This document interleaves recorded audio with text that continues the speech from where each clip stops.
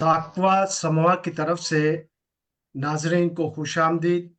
आज का प्रोग्राम लफ्ज़ों से परे है और गुफ्तगू जो करेंगे वो अमेरिका से जनाब आसन खन्ना साहब करेंगे और हम उनको सुनेंगे और सवालात भी उनसे करेंगे जो वजाहत तलब बातें होंगी। मैं इससे पहले के प्रोग्राम का आगाज हो, प्रोग्राम के मॉडरेटर उनका तारफ कराता चलूं। वो हमारे बहुत ही मोअज़्ज़ज़ और मोहतरम दोस्त भी हैं और खैर खा भी हैं।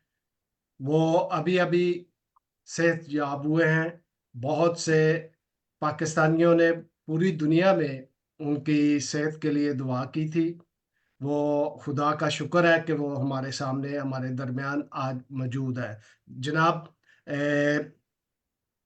प्रोफेसर अमर जरीन साहब, वो कराची यस के सर। कॉलेज में प्रिंसिपल के तौर पर खिदमत अंजाम दे रहे हैं। माहिर तालीम हैं, शायर भी हैं, कॉलम नगार भी हैं और निकात भी हैं। इसके साथ वो कनाडा से ऑनलाइन जारी होने वाले मैगजीन फेथ फिक्शन के एडिटर भी हैं। इसके अलावा Pakistan Christian writers guild Karachi east branch के जनरल सेक्रेटरी भी हैं। इसके अलावा साकवास और समवा के नायब सदर हैं। वो आज के इस प्रोग्राम को की निजामत करेंगे और देखभाल करेंगे। मैं उनको दावत देता हूं कि वो प्रोग्राम को संभालें। जनाब प्रोफेसर आमर जरीन। जी सर, बहुत शुक्रिया जिम गौरी साहब, थैंक यू वेरी मच।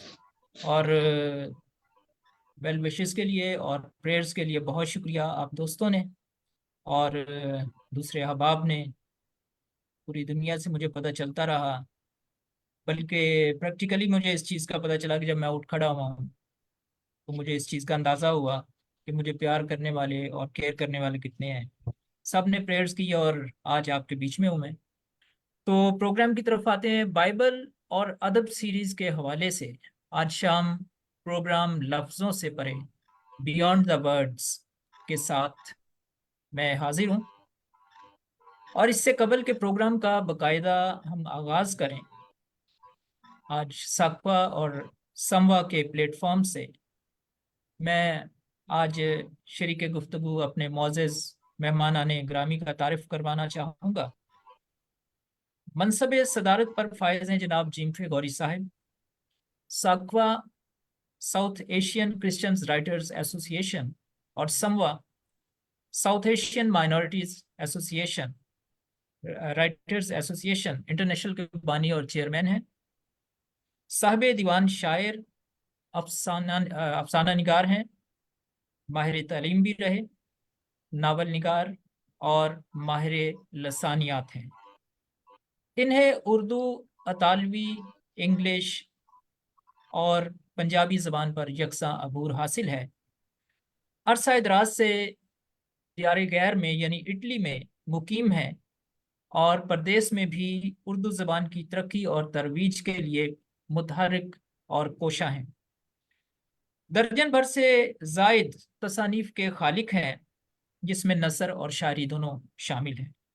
हम दिली तौर पे मशकूर हैं जनाब जिम्फे गौरी साहिब के कि जो गाहे बगाहे शोरा और अदबा को साकवा और समवा का प्लेटफॉर्म फराहम करते रहते हैं और शेरी और फिक्री नशिस्त के इनकात को मुमकिन बनाने में हमें मदद मिलती है। आज मेहमाने खसूसी के तौर पर हमारे साथ शरीक गुफ्तगू होंगे जनाब मोहतरम जावेद याद साहिब। हमारे इंतहाई मोहतरम और सीनियर दोस्त हैं। अदबी हलकों में एक अदीब, शायर, कालम निगार, गीत निगार और सफरनामा निगार की हैसियत से अपनी एक जुदागाना पहचान रखते हैं। मास्टर्स इन हिस्ट्री और डिप्लोमा इन जर्नलिज्म के हामिल हैं। मारूफ अदबी तंजीम पाकिस्तान क्रिश्चियन राइटर्स गिल्ड के मरकजी सदर हैं। इनकी सरपरस्ती में ये अदबी तंजीम मुतहरिक है और गाहे बगाहे मुख्तलिफ प्रोग्राम्स के इनकाद की खबरें हमें सोशल मीडिया और प्रिंट मीडिया के ज़रिए से पहुंचती हैं। हम इनके लिए और इनकी तंजीम की अदबी सरगर्मियों के लिए नेक ख्वाहिशात रखते हैं। इनकी तसानीफ में चंद एक नाम: यस्सु मेरा महबूब, खुली आंख का सपना, यस्सु के संग संग और कॉलम्स का मजमुआ, कब सोचेंगे और सफरनामा, पत्थर, रेत और पानी शामिल हैं। हमें बड़ी खुशी है कि आज वो हमारे साथ आज शाम प्रोग्राम लफ्ज़ों से परे, बियॉन्ड द वर्ड्स में हमारे साथ वो शरीके गुफ्तगू रहेंगे। हमारे आज के मुबस्सिर जनाब आसम मकसूद खन्ना साहिब अरसा दराज से अमेरिका में मुकीम हैं। अदबी हलकों में दानश्वर, अदीब और मोटिवेशनल स्पीकर के हैसियत से अपनी पहचान रखते हैं। यूनिवर्सिटी ऑफ पंजाब से उर्दू अदब में इन्होंने मास्टर्स किया। आलमी अदब के जदीद रुझानात पर गहरी नज़र रखते हैं। उनके तबसरों और बातचीत से हमें एक तकाबली अदबी जायज़े की शक्ल में इल्म और रहनुमाई हासिल करने का मौका मिलता है। हमें आज खुशी है कि वो हमारे साथ इस प्रोग्राम में शरीक हैं, बल्कि हम कहेंगे कि वो इस प्रोग्राम के रूह रवा हैं। मुझे ये कहते हुए फ़ख्र और खुशी महसूस हो रही है कि हमारे मुख्तलिफ मजहबी और सेकुलर ऑनलाइन प्रोग्राम्स में उनकी शिरकत हमारे नाजरीन के लिए जदीद और ताज़ा तरीन अदबी और आलमी रुझानात के बारे में जानने का वसीला बनती है। मैं बहुत मशकूर हूँ अपने मेहमानाने गिरामी का। और जैसा कि मैंने शुरू में कहा कि हमारा आज का जो प्रोग्राम है वो बाइबल और अदब सीरीज के हवाले का प्रोग्राम है और इसका मौजू है लफ्ज़ों से परे। प्रोग्राम का बाकायदा आगाज करते हुए मैं मोहतरम आसम मकसूद खन्ना साहब की तरफ आता हूँ और इनसे दरियाफ्त करना चाहता हूँ कि जैसे कि हमारी आज की फिक्री नशिस्त का मौजू है लफ्ज़ों से परे, और मैं आपसे मुल्तमिस हूँ कि हमारे साकवा और समवा के नाजरीन के लिए इस इस्तिलाह की वजाहत फरमाएं कि लफ्ज़ों से परे का वसी पैराए में क्या मतलब हम अख्ज़ कर सकते हैं। जी आसम साहब। बहुत शुक्रिया प्रोफेसर साहब, मेरे बहुत ही मोहतरम जिम फ़गौरी साहब, जावेद याद साहब। उर्दू में हम लफ्ज़ यूज़ करते हैं कि मैं कोई चीज़ पढ़ रहा हूँ, तो वो एक सिंपल रीडिंग होती है जिसको आप कह सकते हैं कि रीडिंग द लाइंस या रीडिंग द वर्ड्स। लेकिन रीडिंग के साथ एक चीज़ होती है स्टडी करना। आप कोई भी चीज़ पढ़ सकते हैं, ना भी समझ आए तो उसको पढ़ा जा सकता है, लेकिन फिर जब मुतालिया आता है या स्टडी आती है, तो फिर हम उसका थोड़ा गहराई में मुतालिया करते हैं। लेकिन उसके बाद एक और चीज आती है जिसको आप कहते हैं बियॉन्ड द वर्ड्स। कुछ चीजें ऐसी होती हैं, राइटर्स लिख देते हैं, जो लफ्जों से परे कहीं छिपी हुई होती हैं। तो आमतौर पे जो रिसर्च करने वाले हैं या जो स्कॉलर्स हैं, वो किसी माइक में शायद आवाज आ रही है। जी जी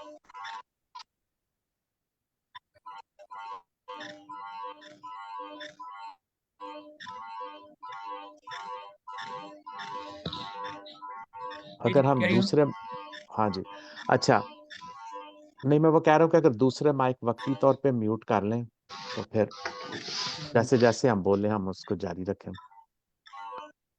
तो ये बियॉन्ड द वर्ड्स जो है, लफ्जों से परे जो है, ये फिर वो पैगामत हैं जो रिसर्च करने वाले, जो स्कॉलर हजरात हैं, वो उन तक पहुंचते हैं। मैं इसकी आपको ना एक बड़ी सादा सी मिसाल देता हूँ। मैंने इसका ना रेफरेंस निकाल के रखा हुआ है। ये है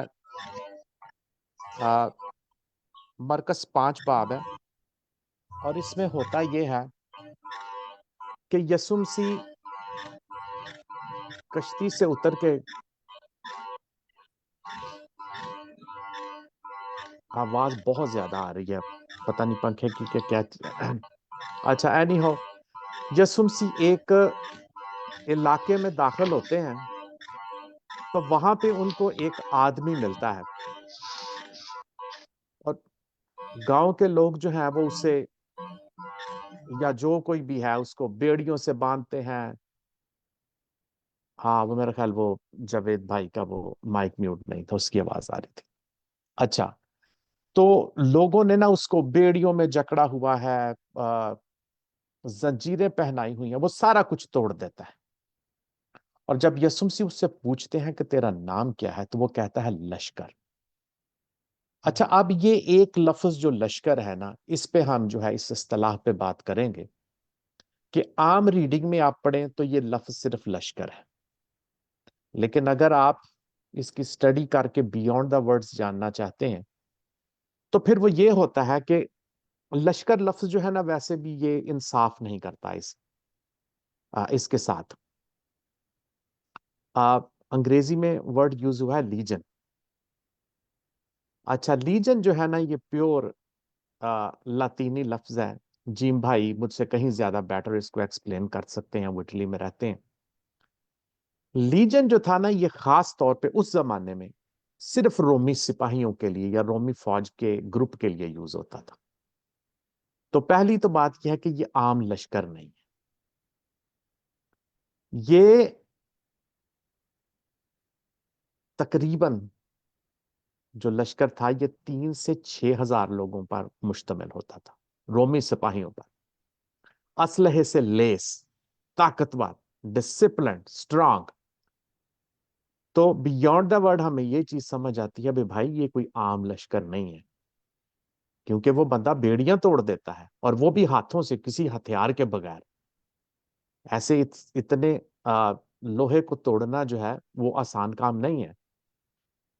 तो बियॉन्ड द वर्ड हमें बताता है कि भी भाई ये लश्कर नहीं है। फिर बियॉन्ड द वर्ड हम जाते हैं तो हमें यह भी पता चलता है कि ये लश्कर जो है ये बहुत बड़ा है। अच्छा, ये चीज होती है। और आप इससे मजीद आगे से आगे जो है वो निकलते हुए जा सकते हैं। देखें, अब जिस इलाके में यसुम मसीह ने इस आदमी से डीमंस निकाले हैं, वहां पे वो कहते हैं कि 2000 सूरों का गौल चल रहा था। ठीक है, तादाद बताई गई है कि 2000 थी तादाद सूरों के गौल की। अच्छा, बियॉन्ड द वर्ड जो है ना, सिर्फ एक वर्ड लश्कर था, तो देखिए हम कहां से कहां पहुंच गए हैं। उस इलाके में जो रोमी सोल्जर्स तैनात थे, उनकी तादाद भी 2000 थी, और उनका निशान भी सूअर था।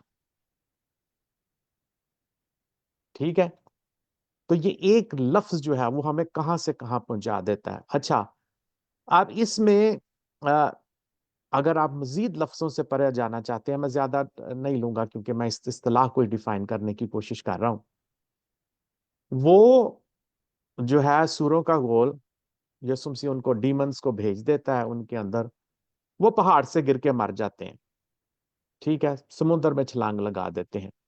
अब यहाँ पे भी ये बड़ी सीधी सी बात है अगर आप इसको पढ़ते हैं, लेकिन वहां पे अगर आप बियॉन्ड द वर्ड्स जा रहे हैं, तो यसुम मसीह यहूदियों को, फकीयों फरीसियों को बताना चाह रहा है, देखो जब फराउन की फौज लगी थी ना इसराइलियों के पीछे, तो उस वक्त मैंने उनको गर्क कर दिया था समुद्र में।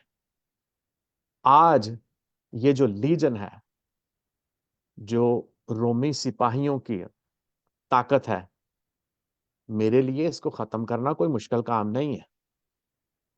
उसूरों में भेज के तो उसको समुद्र में फेंक देते हैं। तो ये चीज है बियॉन्ड द वर्ड। एक सादा सी चीज आपके सामने होती है, लेकिन उसके पीछे कई तहों में, कई परतों में जो है वो मीनिंग्स छुपे होते हैं। तो फिर आप उन तक पहुंचते हैं। तो ये बियॉन्ड द वर्ड्स है कि आप लफ्जों से बहुत आगे जाके जो है उसके मानी निकालते हैं।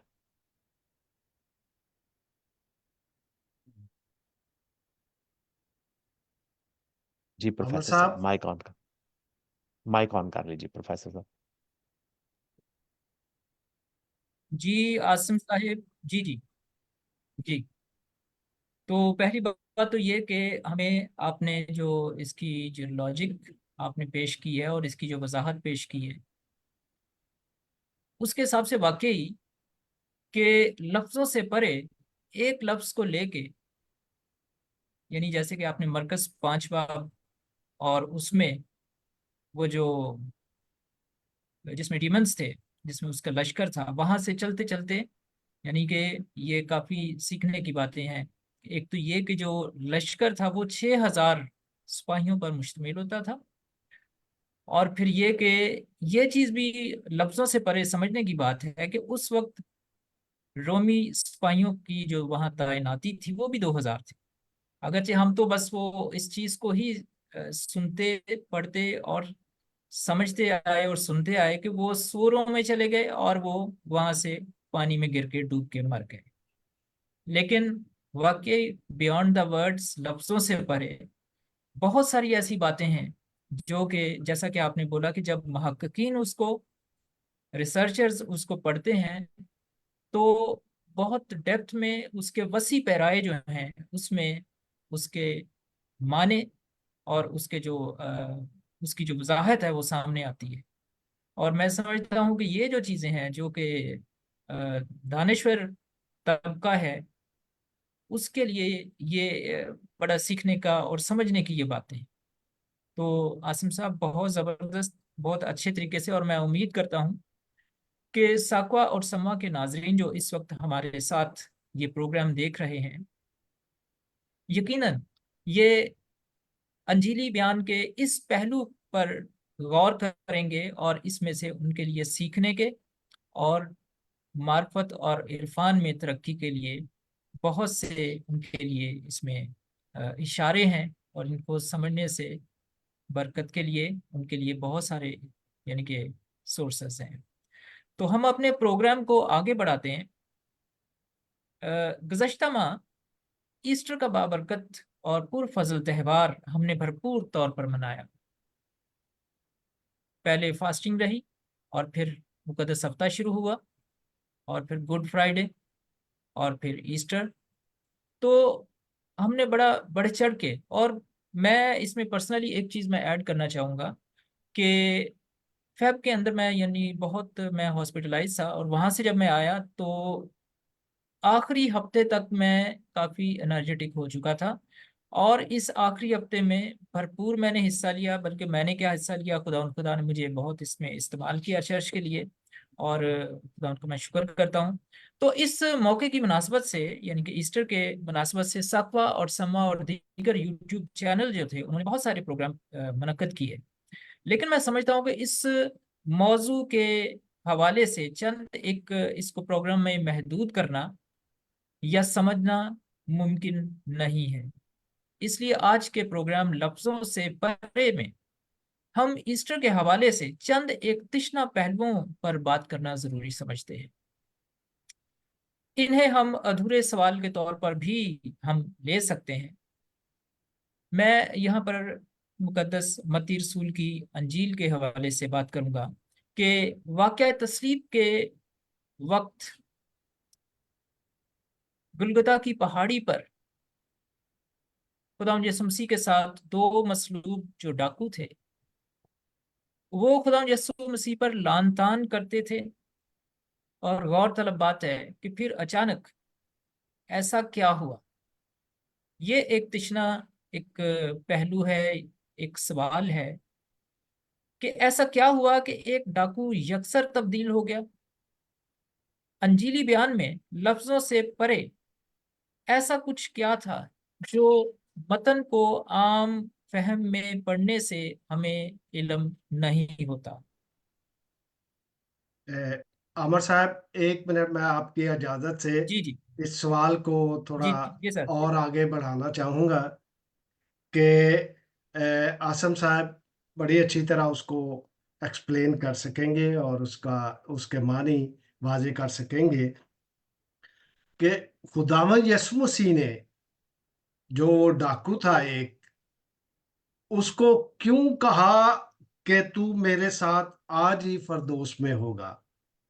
इस बड़ा ये सादा सा फिक्रा है, आम सा फिक्रा है, लेकिन इसके पीछे इन लफ्जों के परे कोई हकीकत या कोई ऐसा छुपा हुआ बयान है जो वाजे करने की जरूरत है। ये भी मैं आसम साहब को पूछना चाहूंगा और आपके सवाल में ये ऐड करना चाहूंगा। जी आसम साहब। जी जीम भाई, बहुत शुक्रिया। आप दोनों ने ही बहुत जबरदस्त जो है वो सवाल पूछे हैं।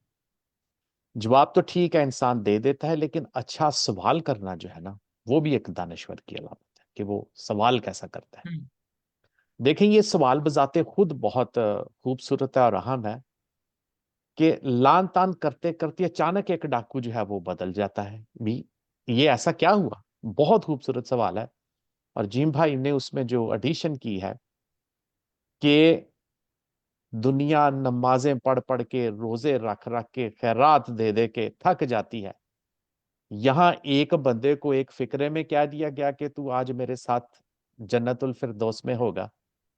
लोग सवाल उठाते हैं कि हाँ जी, ये नाइंसाफी तो तो नहीं उसमें खुदा होगा। ने कर दी? एक बंदे को बस एक फिक्रे पे ही सारा कुछ मिल गया और हमने उम्रें गुजारती हैं रियाजत करते हुए। तो ये दोनों सवाल ही जो है ना वो बहुत ही जबरदस्त है। तो पहले की तरफ आते हैं कि अचानक ऐसा क्या हुआ। अब देखें, सूरत हाल जो बनी हुई है ना, मार डाकुओं को भी पड़ी है, वो भी सलीब पे लटके हुए हैं, लेकिन यसुमसी की हालत उनसे कहीं ज्यादा बुरी है, क्योंकि उनका पहले गतसमनी में भी खून बहा है। ठीक है। फिर कोड़ों की मार है, और कोड़ों की मार पे हमने बात की थी कि ये बड़ा ही वहशियाना अमल था जो रोमी हुकूमत करती थी। और उनका काम होता था कि हर जो ये कोई भी बगावत जो है ना उसको कुचल के रख दिया जाए, बंदे को जो है ना वो एक मिसाल बना दिया जाए कि इसके बाद कोई ऐसा ना करे। तो यसुमसी के जिस्म पे जो छेद थे वो इन जो 7 डाकू मसरूबों से कहीं ज्यादा थे। अच्छा, ये हो गया। फिर कांटों का ताज। अच्छा, ये तो खैर इनको तो सलीब मिली हुई है। यसुमसी पर जो लान तान है, रोक टोक है, वो नहीं बंद हो रही। लोग मजाक उड़ाना बंद नहीं करते। हालांकि होता ये कहते हैं कि चलो यार ये बंदा मर गया, अब जान छोड़ो, अब क्या करना है। तो वो लगातार आने जाने वाले सारे लान तान कर रहे हैं, लेकिन वहां पे अचानक ना यसुमसी कहते हैं, ए बाप, इन्हें माफ कर, क्योंकि ये जानते नहीं कि क्या करते हैं। ये चीज जो है ना, ये डाकू को जो है ना, ये एक दफा हैरत में मुब्तला कर देती है कि यार इतनी मार, इतनी इंसल्ट, इतना दर्द, इतना तकलीफ, उनको बंदा इस सूरत हाल में भी माफ कर सकता है। यहां तो लोग एक किसी को चपेड़ मारे तो बर्दाश्त नहीं होती, बल्कि गाली बर्दाश्त नहीं होती, मार पीट तो बहुत, लेकिन मुसलसल मारपीट, मुसलसल ज्यादती और मुसलसल तजहीक, इसके बावजूद एक बंदा जो है वो कैसे कह सकता है कि अब आप इन्हें माफ कर। इस चीज ने ना वो डाकू को अंदर से पकड़ लिया था। अच्छा, फिर उसने जो जीम भाई ने बात की है ना, कि उसका एक फिक्रा जो है ना, कि जब तू अपनी बादशाही में जाए तो मुझे याद रखना। अच्छा, जब तू अपनी बादशाही में जाए, देखे यहां पे अ, पहली बात तो यह है कि वो ये बात मान लेता है कि भाई ये बंदे का एंड नहीं है, इसकी बादशाही आनी ही आनी है। मैं आपको बताऊं कि जब बंदा अपने अरूज पे होता है ना, तो बड़े लोग उसके पास पीछे लग जाते हैं। ठीक है। यहां पे यसुमसी के पीछे लोग लगे, उन्होंने मौजे देखे, उसकी ताकत देखी, उसकी तालीम सुनी। बड़े सारे लोग, बड़ा आसान था, मुर्दे को जिंदा होकर देख के यसुमसी के पीछे लगना कोई मुश्किल काम नहीं था। लेकिन डाकू ने उसको उस वक्त तस्लीम किया जब उसके अपने शागिर्द जिन्होंने देखे थे वो भी भाग गए थे, सारे पीछे हट गए थे। एक मरता हुआ, तकलीफ में मुब्तला शख्स जो है उसको मान लेना कि यार ये बंदा कोई बहुत बड़ी चीज है, इसकी बादशाही आनी है, ये मुश्किल काम है। खुदा ने यहां नाइंसाफी नहीं की कि भी एक बंदे को अचानक ही सब कुछ दे दिया। यसुम मसीह के अपने शागिर्द जिन्होंने मौजों को छोड़े 3 साल टीचिंग ली थी, दुनिया के सबसे बड़े रबी मास्टर टीचर के कदमों में बैठ के सब कुछ सीखा था, वो नहीं ठहर सके। और यहाँ पे एक बंदा जो है उसको इस हालत में देख के, करीबुल मर्ग हालत में देख के, तो वो कहता है कि जब तू अपनी बादशाही में जाए, इसका मतलब ये है कि वो मान गया कि ये इस बंदे का एंड नहीं है। तो फिर यीशु मसीह ने जो उसे इनाम दिया है ना, लफ्जों से परे, वो कहते हैं तू आज ही मेरे साथ, सिर्फ जन्नत ही नहीं, तुझे मेरा साथ भी मिलना है उधर। ये जो है ना, बड़ी ही खूबसूरत बात है कि भी जन्नतुल फिरदौस तो ठीक है, वो बहुत सारे लोगों को मिल जानी है, लेकिन उसका मेरे साथ। तो यहाँ पे ना मैं आपको बात बताऊं, किसी ने अमेरिका के बहुत खूबसूरत एक्टर हैं ब्रैड पिट, तो उन्होंने कहा कि लोग कहते हैं कि सफर खूबसूरत है या मंजिल खूबसूरत है। हम्म। तो उन्होंने जवाब दिया, उन्होंने कहा कि मैंने कहीं से पढ़ा है कि सफर और मंजिल दोनों ही से ज्यादा अहम चीज हम सफर होता है। तो यीशु मसीह ने उसको मंजिल के साथ अपना साथ भी जब दिया ना, तो मेरे साथ फिरदौस में होगा। तो लफ्जों से परे ये बात बहुत ही खूबसूरत है। जी प्रोफेसर साहब। बहुत खूब, बहुत उम्दा एक्सप्लेनेशन। Thank you.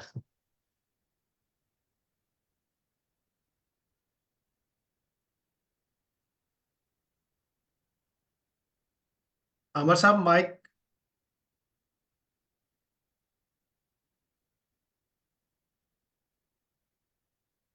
प्रोफेसर साहब माइक ऑन कर लीजिए, माइक म्यूट है आपका। जी।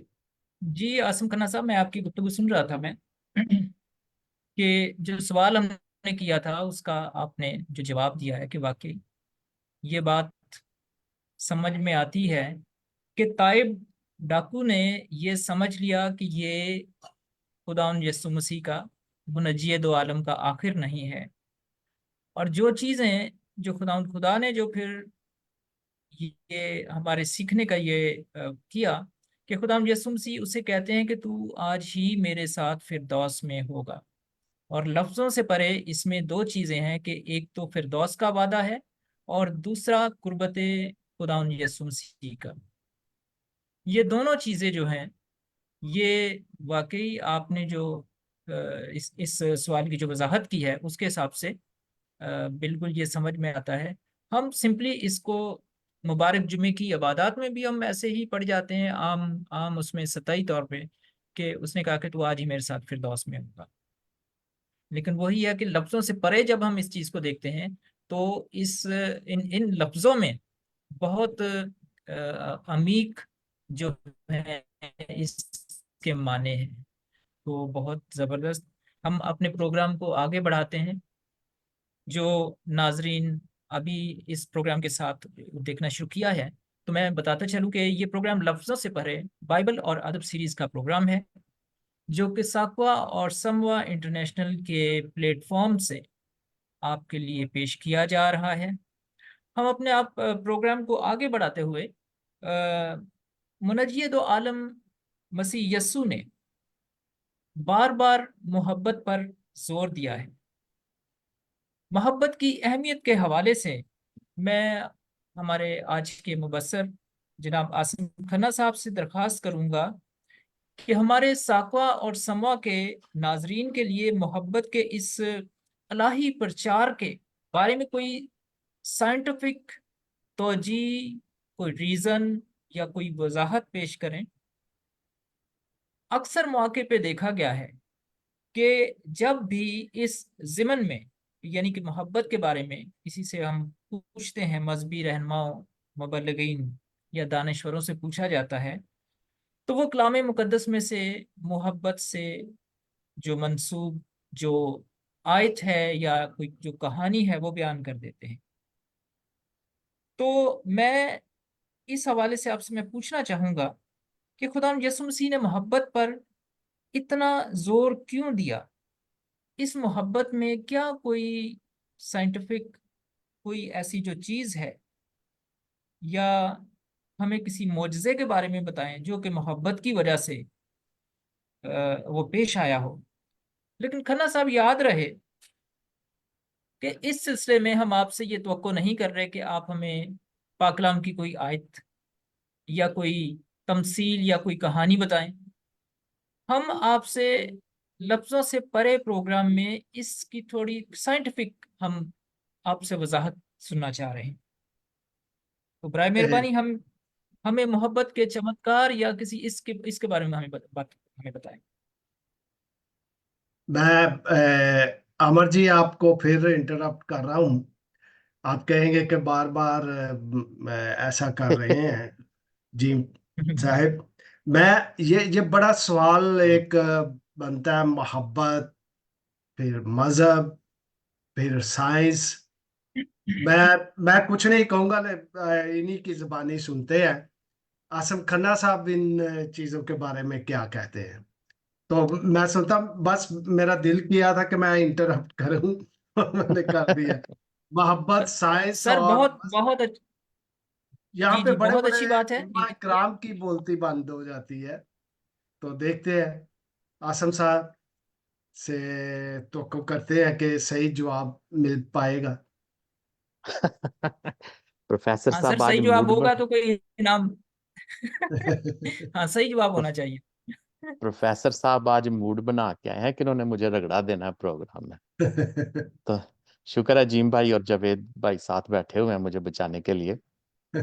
तो प्रोफेसर साहब, बहुत ही खूबसूरत सवाल है आपका। और वाकई हम कोई बात करते हैं ना तो हम कह देते हैं हाँ जी हमारे ही अंजील में ये लिखा है। मैं असल में यही है कि आप एक ठोस और जेन्युइन सबूत जो है ना वो चीजों का ही देना। और वेस्ट में होता भी ऐसे है कि लोग कहते हैं कि अच्छा अभी ये बात है और प्रैक्टिकली इसको ये देख लें। अच्छा, यहाँ पे ना कुछ साल पहले एक किताब छपी थी, रैबिट्स इफेक्ट, खरगोश का असर, उसका अगर लफ्जी तर्जमा आप करना चाहते हैं। अच्छा, हुआ ये है कि ये बड़ी ही इंटरेस्टिंग बात है। न्यूजीलैंड में ना साइंसदान कर रहे थे रिसर्च, तो उन्होंने ना देखना ये था कि एक खास खुराक जो है ना वो खरगोशों पे कितना असर करती। अच्छा, अब साइंसदान करते ये हैं कि ये ना जब इस तरह का मामला होता है ना तो बड़ी एहतियात होती है कि भी एक भी चीज इधर से उधर नहीं। तो उन्होंने सेम नस्ल के खरगोश लिए, क्योंकि अगर नस्ल भी फर्क हो जाए ना तो असर फर्क हो जाता है। तो उन्होंने पहले ये चीज की कि सेम नस्ल के खरगोश लिए, और फिर सेम ही खुराक और उसके पोर्शन भी सेम। तो उनके जो असिस्टेंट्स थे ना उनको उन्होंने कहा कि इनको खुराक देनी है और फिर हम ये देखेंगे कि इनके बदन पे चर्बी जो है वो कितनी चढ़ती है। खैर, उन्होंने खुराक देना शुरू कर दी। अच्छा, जब एक हफ्ते के बाद उन्होंने चेक किया, भी खरगोश उन्होंने मुख्तलिफ ना इस तरह कमरों में रखे हुए थे।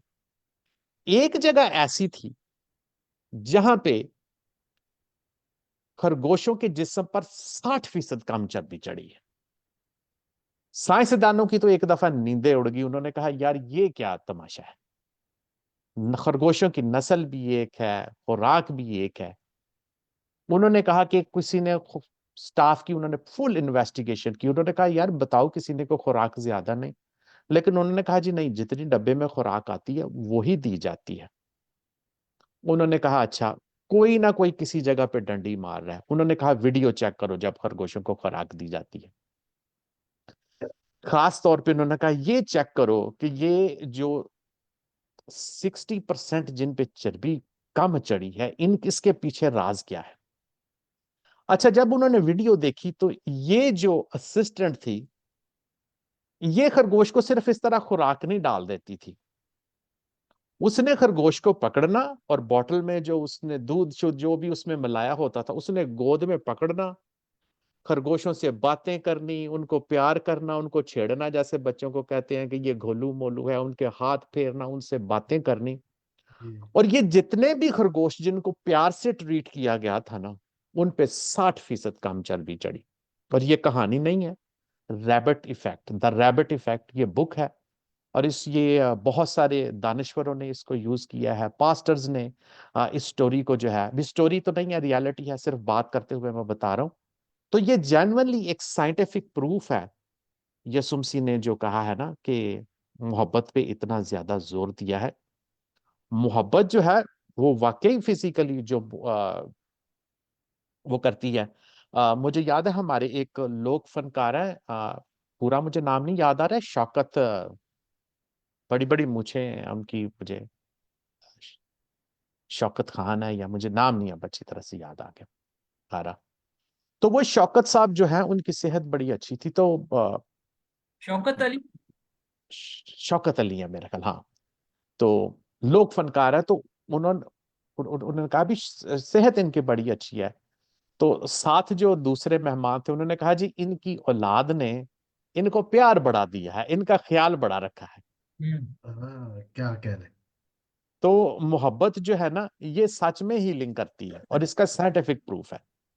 अच्छा, एक बात ये हो गई। दूसरे मैं आपको यहूदी अदब से ना एक मिसाल देता हूँ। दो भाई थे और एक मैरिड था, दूसरा अनमैरिड था।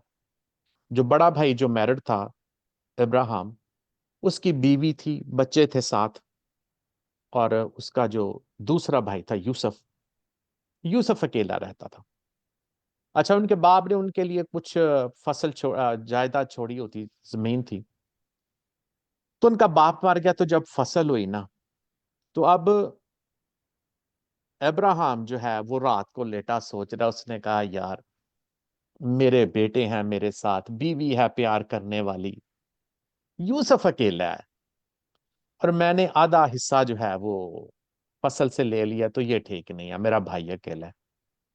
वो रात को गया और उसने तकरीबन को 10-15 पूले जो है ना वो फसल को उठा के तो यूसुफ के हिस्से में रख दी। अब यूसुफ सोच रहा है कि यार मैं तो कलाकारा आदमी हूं, मेरे भाई की बीवी है, बच्चे हैं, उसकी जिम्मेदारियां बहुत ज्यादा हैं। वो रात को उठा तो उसने 10-15 पूले उठाए और इब्राहिम के हिस्से में रख दिए।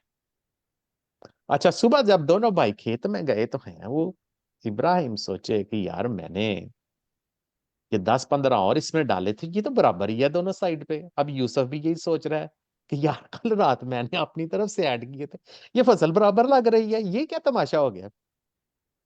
अच्छा, इब्राहिम भी रात आई तो ये इस तरह से हो गया, तो यूसुफ भी, उन्होंने कहा, दोनों ने फिर ये से अच्छा चलो मैं आज दोबारा करता हूँ। और ये दोनों भाई जो है ना, जब दोबारा रात को वही काम करने गए हैं एक दूसरे को ज्यादा हिस्सा देने के लिए, तो दोनों ने फिर एक दूसरे को देख लिया उधर, और फिर वो दोनों गले मिलके बहुत ही ज्यादा रोए। एक लफ्ज भी जो है ना वो यहूदी राइटर्स कहते हैं कि भी वो अदा नहीं कर सके, क्योंकि मोहब्बत जो थी ना वो गालब आ गई। और वो कहती हैं कि दोनों भाई थे, रिश्ता तो उनका बहुत मजबूत था, लेकिन सिर्फ मोहब्बत के इस एक अमल ने उनके रिश्ते को जो है ना वो लोहे से भी, वो कहती हैं कि ज्यादा मजबूत कर दिया।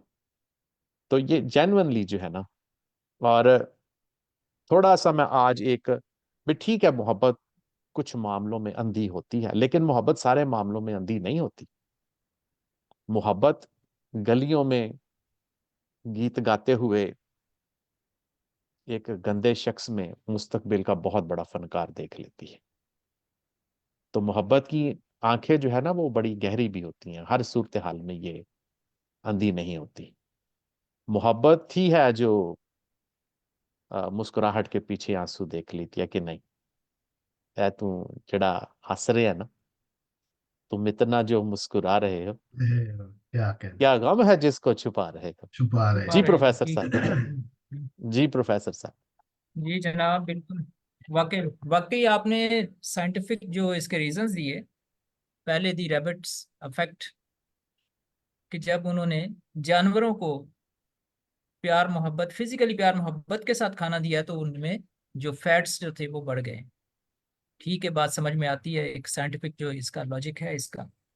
और फिर आपने वो जो शौकत अली साहब की बात बताई, तो कि वो फिजिकली क्यों है, वो एक तो वो कि लोग सिंगर हैं और फिर ये कि बड़े हेल्दी हैं।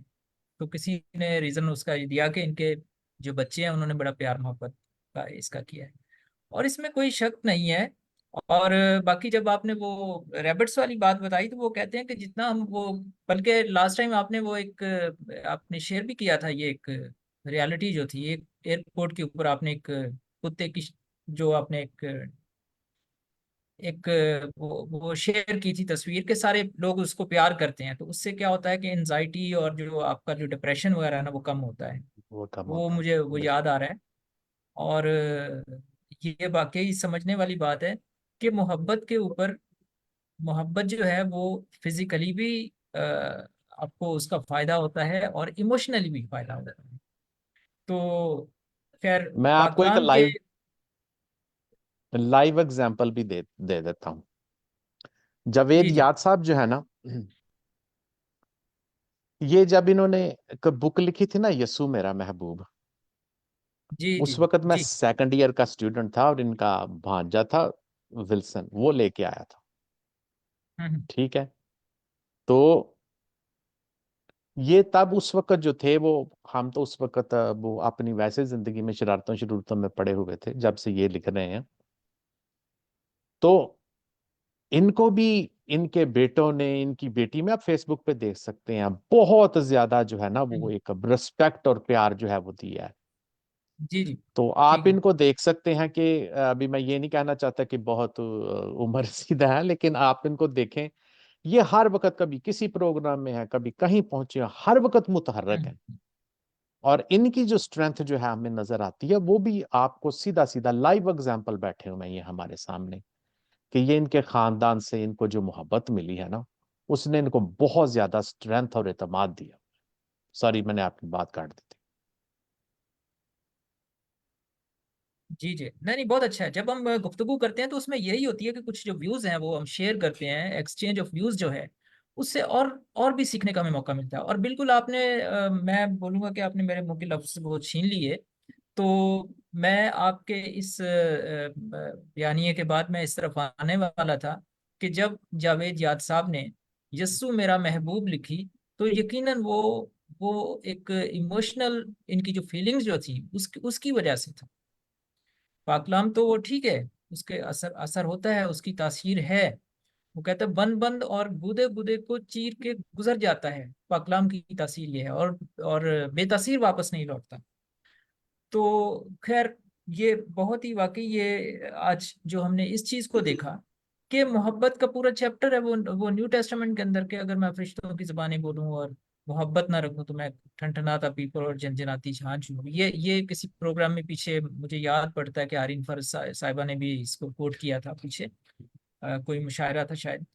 तो बात यह है कि मोहब्बत के हिसाब से हमने आज फिर ये एक सवाल हमने इस चीज को देखा हुआ था कि हमने आपसे पूछना है कि क्या क्या इसका रीजन क्या है, व्हाट्स बियॉन्ड द वर्ड्स, के मोहब्बत के ऊपर इतना जोर दिया जा रहा है, क्या इसका यानी कि साइंटिफिक इसका क्या है। तो वो आपने बहुत हद तक सकवा और समवा के नाजरीन के लिए आपने इस चीज की वजाहत की है। और मजीद है, वो कहते हैं एक दर खुलता है तो फिर 100 दर खुलते हैं। आपने एक चीज, एक आपने एक उसका व्यू आपने पेश किया, तो उससे रिलेटेड बहुत सारी चीजें ऐसी आती हैं कि हम इस चीज को, इस मौजू के हवाले से हम और भी सीख सकते हैं। सो हम अपने प्रोग्राम के इस मुकाम पर आ चुके हैं कि दिली तौर पर मैं मशकूर हूँ कि आज के प्रोग्राम में हमारे साथ मेहमान खुसूसी जनाब जावेद याद साहब हमारे साथ तशरीह शरीक हैं। उन्होंने इस प्रोग्राम में शिरकत की, अपना कीमती वक्त निकाला। नहायत एहतराम से मैं मोहतरम जावेद याद साहिब को शामिल गुफ्तगू करते हुए प्रोग्राम लफ्जों से परे के पस मंजर में उनको इजहार राय की दरखास्त करता हूँ, दावत देता हूँ उनको। और जितने अभी हमने गुफ्तगू की है, खास तौर पे आखिरी सवाल जो था कि मोहब्बत पर बाइबल मुकद्दस में जोर क्यों दिया गया, खुदा यीशु मसीह ने क्यों बार बार कहा है कि मोहब्बत मोहब्बत मोहब्बत का पैगाम है। इवन के अभी हमने इस चीज का भी जिक्र किया कि वो सलीब के ऊपर जब वो मसलूब है तो उस वक्त भी उन्होंने मोहब्बत का प्रचार किया है। तो बड़ा उन्होंने अपने आप को एक एक मिसाल के तौर पे हमारे साथ पेश किया है। तो मैं दरखास्त करूंगा जनाब जावेद याद साहिब से, खास तौर पे इस चीज के बारे में बताएं कि उनकी जो पहली जो शेरी मजमूआ था कि यस्सु मेरा महबूब, वो लिखते हुए उसके पस मंजर में क्या चीज थी कि आपने ये टॉपिक रखा। और जब महबूब की बात करते हैं तो वो यानी कि खुदा यीशु मसीह की फिर बात हो जाए, तो उसके हिसाब से वो कौन से उसके पस मंजर में ये कौन सी बात थी? जी जावेद यास। सर साहब, बहुत शुक्रिया। एक बात के लिए तो मैं माजरत खा हूँ कि आज जब से प्रोग्राम शुरू हुआ है कुछ नेट का प्रॉब्लम हो रहा है, मैं बहुत सी बातें आपकी सुन नहीं पा रहा। और खन्ना साहब के ख़ास तौर पे मैं उनकी गुफ्तगू सुनना चाहता था, क्योंकि वो मेरे लिए कई जगहों पर बड़ी रहनुमाई होती है। उनके अल्फाज, उनकी बातें, उनकी जो मालूमात उनके पास है। लेकिन खैर, जैसे भी यह सिलसिला चलता है, साका समा का शुक्रगुजार हूँ कि उन्होंने इस प्रोग्राम में मुझे दावत दी। और आपके लिए भी खुदावंद का शुक्रगुजार हूँ कि उसने आपको सेहत तंदुरुस्ती दी और आज आप सेहत तंदुरुस्ती के साथ हमारे साथ इस प्रोग्राम में शामिल हैं, क्योंकि इससे पहले एक प्रोग्राम था और उसमें आप नहीं आ पाए थे। जहाँ तक खन्ना साहब का भी मैं शुक्रगुजार हूँ कि उन्होंने एक बहुत पुरानी बात याद दिलाई है यस्सु मेरा महबूब के हवाले से। और मैं समझता हूँ कि यस्सु मेरा महबूब जो किताब थी, वो मेरी ज़िंदगी में एक बहुत बड़ी मिसाल बनी है, क्योंकि उसकी बेस भी मैं समझता हूँ कि जो थी वो मोहब्बत ही थी। वो मोहब्बत जो कि हम जो हमारे खुदावंद यीशु मसीह जो हैं वो हमसे करते करते थे, करते हैं और करते रहेंगे। और वो मोहब्बत जो अ, उस मोहब्बत को सामने रख कर हम उन इंसानों से करते हैं जो कि हमारे जो साथ ज़िंदगी गुजारते हैं, जिस हाल में भी गुजारते हैं, उसके मुताबिक जो है वो हम मोहब्बत का पैगाम उन तक पहुँचाते हैं। मैं एक बात आपको बताना चाहता हूँ कि इस किताब पर दो मारूफ शख्सियात हमारे बहुत बड़े लिखारी थे जिन्होंने इजहार ख्याल फरमाया। एक थे जनाब अर्श सिद्दीकी साहब, जिन्हें आदम जी अवार्ड मिला था गवर्नमेंट की तरफ से, और बहुत बड़े लिखारी थे। और दूसरे हमारे जनाब नज़ीर कैसर साहब थे, जिन्होंने उस पर लिखा था और फ्लैब लिखे थे दोनों शख्स। और उन्होंने भी जो उसमें मेन बात जो जिसका इजहार किया था वो मोहब्बत की बात थी। और मैं आपको एक बात और बताना चाहता हूँ कि जब मैं ये किताब पब्लिश करवाना चाह रहा था या करना चाह रहा था, तो बहुत से लोगों ने मुझे कहा कि आप इसका नाम जो है वो तब्दील कर, क्योंकि अगर आप इसका नाम यस्सु मेरा महबूब रखोगे तो हो सकता है कि ये ज़्यादा पॉपुलैरिटी हासिल ना सके, और ख़ास तौर पे गैर मसीही जो लोग हैं उनमें ना ये पहुंच सके या ना इसको पसंद किया जाए। लेकिन प्रोफेसर साहब, मैं आपको हकीकत बताना चाहता हूँ कि इसी किताब ने ना सिर्फ मसीही लोगों में बल्कि गैर मसीही लोगों में इंतहाई पजीराई हासिल की, इंतहाई मकबूलियत हासिल की। और आज खुदा का शुक्र है, उसने मुझे जो इज़्ज़त और सरफराजी दी है उसमें इस किताब का बहुत बड़ा हाथ है। और जहाँ भी मेरा तारुफ कराया जाता है उस इस किताब का ज़रूर जिक्र किया जाता है कि यस्सु मेरा महबूब के खालिक जावेद यार। तो मैं समझता हूँ कि ये थी ही मोहब्बत, वो मोहब्बत जो कि यस्सु अल मसीह ने हमसे की और मैं दूसरों तक पहुँचाना चाहता। तो इसके बाद आपने आज का जो हमारा मौजू है लफ्ज़ों से परे, उसका जिक्र किया है, काफ़ी उसका जिक्र हो चुका है। तो मैं ये कहना चाहता हूँ कि इंसान जब से इस रोए ज़मीन पर आया है, वो इस कायनात में बिखरे हुए रंग, फूल, आबशारें, पहाड़,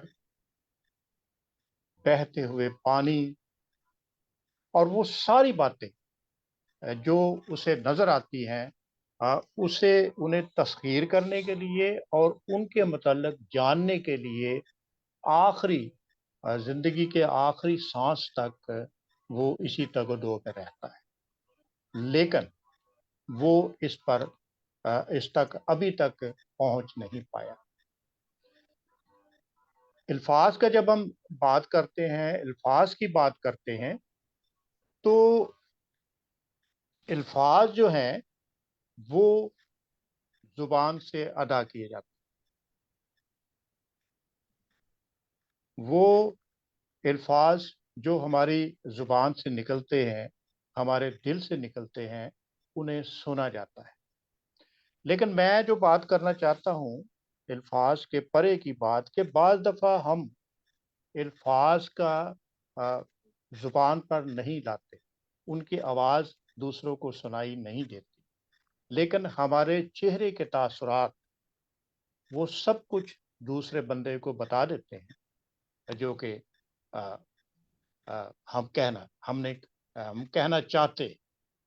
और बाज़ दफ़ा तो प्रोफेसर साहब यहाँ तक भी होता है कि हमारा रुख दूसरी तरफ होता है या उस बंदे का रुख दूसरी तरफ होता है, लेकिन हम उसके चेहरे जो हमारे सामने नहीं होता, हम जान जाते हैं कि वो क्या कहना चाहता है या उसने क्या कहना था। ये है अल्फाज से परे की बात। अभी बहुत ज़्यादा जिक्र हुआ, खन्ना साहब ने भी जिक्र किया, गौरी साहब भी हमारी रहनुमाई कर रहे हैं इस हवाले से, और अभी बड़ी मज़े की बात उन्होंने की कि मेरा दिल करता है कि मैं इंटरप्ट करूं। और वो भी मोहब्बत की बात है, वो भी मोहब्बत की बात है कि वो यानी ना चाहते हुए भी कि प्रोग्राम चल रहा है, आप बड़े अच्छे सवालात कर रहे हैं, खन्ना साहब बड़े अच्छे जवाबात दे रहे हैं, लेकिन उनकी मोहब्बत इस हद तक अ, अ, यानी क्या कहना चाहिए कि उनके जिस्म से, उनके उनके लबों से बेख्तियार निकल रही है, और ये वही मोहब्बत। अब देखें खुदावंद यीशु मसीह के साथ क्या हुआ। अभी खन्ना साहब ने बहुत ज्यादा इजहार किया इस बात का, उनके साथ क्या हो। उन्हें स्वाय नफरत के कुछ नहीं मिला, उन्हें स्वाय दूसरे इंसानों से दुख के अलावा कुछ नहीं मिला। उन्हें दूसरों से आप देखें कि जब सलीबी कलमात की हम बात करते हैं, सलीब पर दुखों की बात करते हैं, तो हम तसव्वुर नहीं कर सकते, हम सोच नहीं सकते कि क्या हम इस मुकाम पर पहुंच सकते हैं। अभी मोहब्बत की बात हो रही थी, मोहब्बत यही है कि चाहे कोई आपसे नफरत करे, चाहे कोई आपकी मुखालफत करे, चाहे कोई आपके खिलाफ झूठी गवाही दे, चाहे कोई आपको यानी जितना भी नुकसान पहुंचाए, लेकिन आपके पास सिर्फ और सिर्फ एक पैगाम है और वो मोहब्बत है। मैं आजकल देख रहा हूँ लोग, बड़ी शुक्र करता हूँ खुदा का कि लोग मतलब बड़ा जिक्र कर रहे हैं जी, क्रिश्चियन राइटर्स गिल्ड जो है बड़ी दोबारा फॉल हो गई है, बड़ा काम कर रही है, और मतलब बहुत दोबारा फिर उसमें जिंदगी आ गई है, उसमें रूह नई आ गई है। और लेकिन मैं बताऊं कि उसकी वजह क्या है, उसकी रीज़न क्या है। उसकी वजह यह है कि मैं अपने जैसे दोस्तों की जो काविशें हैं, जो कोशिशें हैं, उनको लेके दर बदर फिर रहा। हम्म, आप अगर मेरी फेसबुक वाह देखें वाह।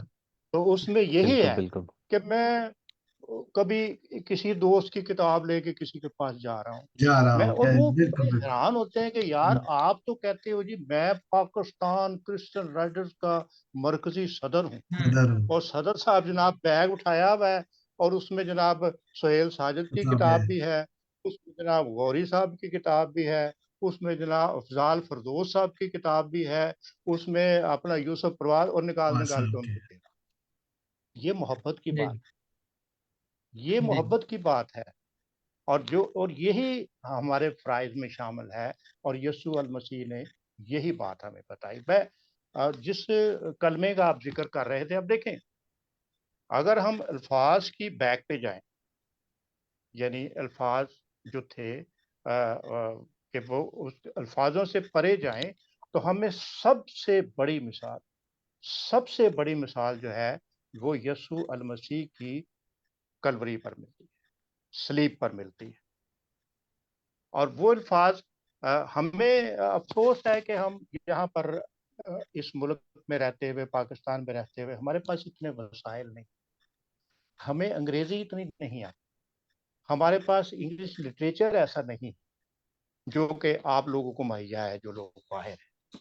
और इसीलिए अक्सर मैं जब कहीं मैं ये बरमला इस बात का इजहार करना चाहता हूँ कि मैं कभी भी इस बात में नहीं शर्माता, क्योंकि ज़िंदगी के मैं समझता हूँ कि आखिरी लम्हों तक हमें सीखना है और हमें जानना है कि इस दुनिया में क्या हो रहा है। तो मैं अक्सर खन्ना साहब से मैं अक्सर डिस्कस करता हूँ, जब मैंने कहीं कोई बात करनी होती है, जहाँ भी गौरी साहब से बात करता हूँ, और मेरे दोस्त हैं जो पाकिस्तान से बाहर है, क्योंकि उनके पास बहुत ज़्यादा वसाइल हैं, उनके पास बहुत ज़्यादा लिटरेचर है, और ये जो हम बात कर रहे हैं अल्फाजों से परे, और ये जब तक आप रिसर्च नहीं करते, जब तक आप मुताला नहीं करते, जब तक आप खुदावंद यीशु मसीह की कही बातों को बार बार पढ़ते नहीं, और सबसे बढ़कर ये को उस पर ईमान रखते हुए हम उससे मदद मांगते हैं, तो फिर हमें इनकी समझ आती है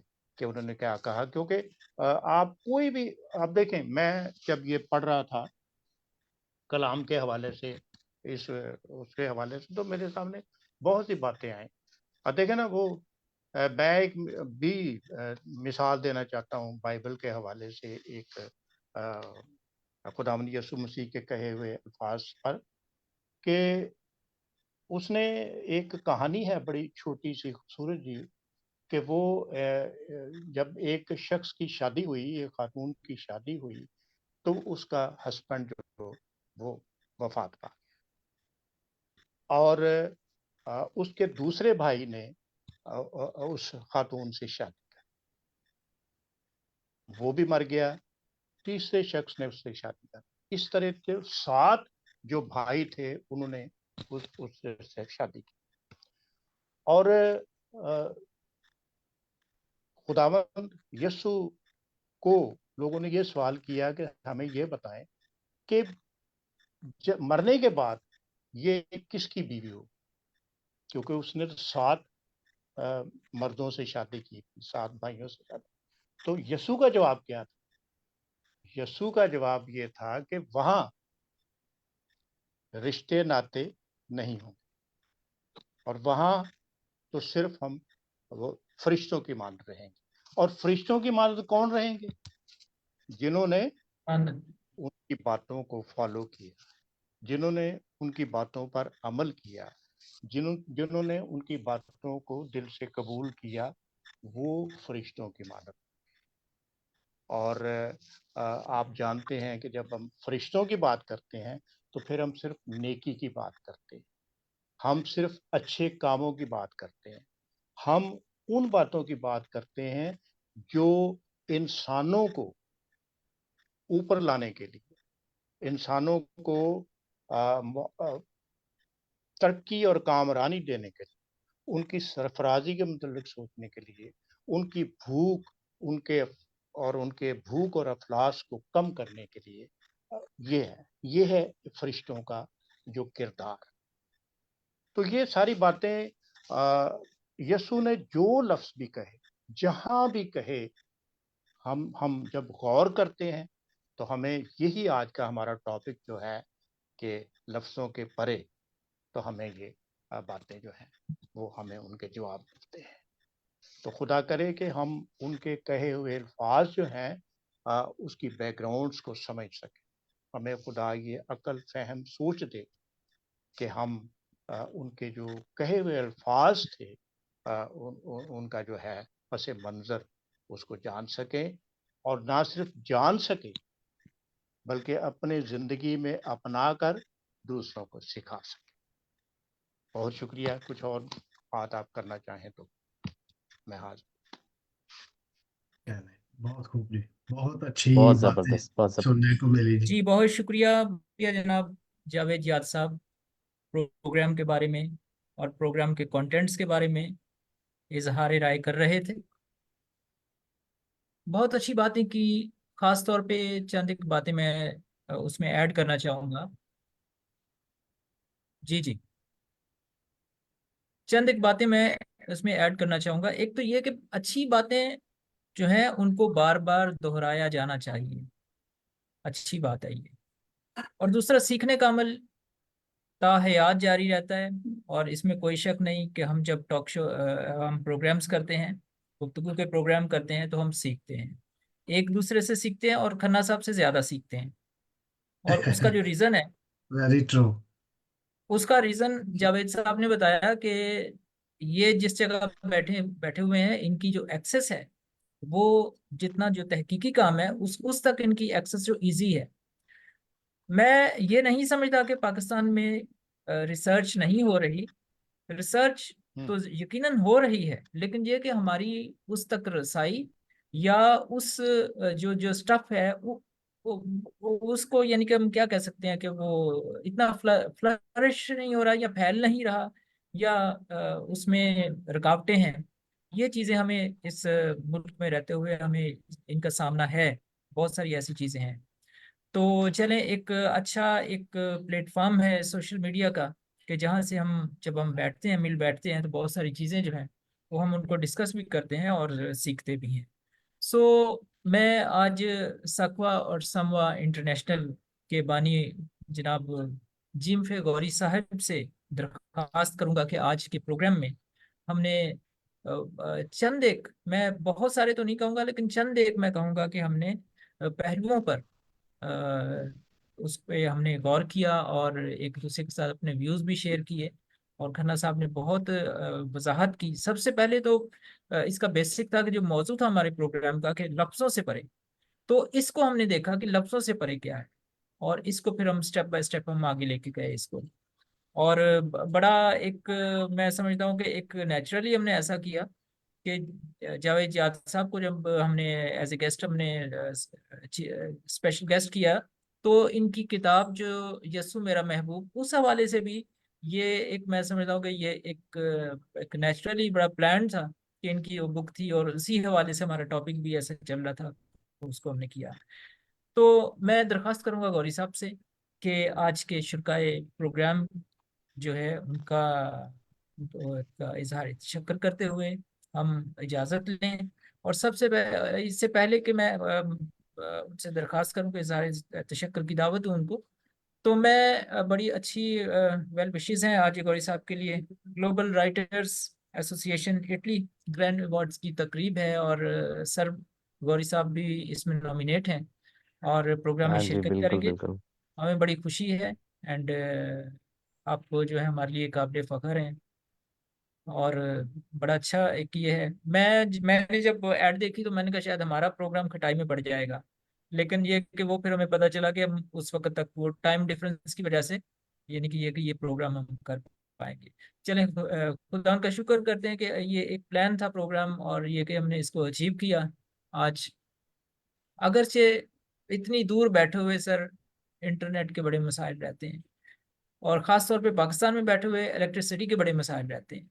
लेकिन ये है कि चलें, हमारा प्रोग्राम अपने यानी कि तकमील तक पहुंचा और बड़े अच्छे तरीके से। और ये मैसेज खन्ना साहब के जो जवाबात थे उसकी शक्ल में बहुत सारे, यानी पूरी दुनिया में जहाँ जहाँ ये प्रोग्राम देखा जाएगा और लफ्ज़ों से परे, वो इन चीज़ों को उनके लिए सीखने का एक बड़ा मौका होगा। जी, मैं गौरी साहब से दरख्वास्त करूंगा कि इजहार तशक्कुर करते हुए आज हम इस प्रोग्राम से इजाजत लें। जी जी, गौरी साहब। बहुत बहुत शुक्रिया। जनाब आसफ खन्ना जो अमेरिका में रहते हैं, उनका ज़ाती तौर पर मशकूर हूँ, और ख़ास तौर पर साकवा समूह की पूरी टीम की तरफ से उनका शुक्रिया अदा करता हूँ।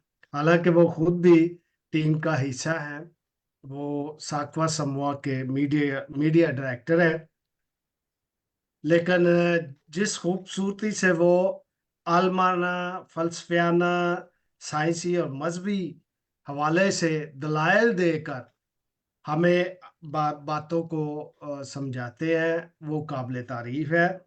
और हमें भी उससे मुस्तफीद होता है। आज की गुफ्तगू से मैंने बहुत कुछ सीखा है। उम्मीद करता हूँ कि नाजरीन ने भी बहुत कुछ चीज़ें सीखी होंगी और रिकॉर्डिंग देखकर भी वो सीखेंगे। जनाब जवेद जाट साहब, जो पाकिस्तान की अदबी दुनिया में बहुत ही मुतहरक शख्सियत है, पाकिस्तान में क्रिश्चियन राइटर्स गिल्ड की जिम्मेदारियां उनके कंधे पर है।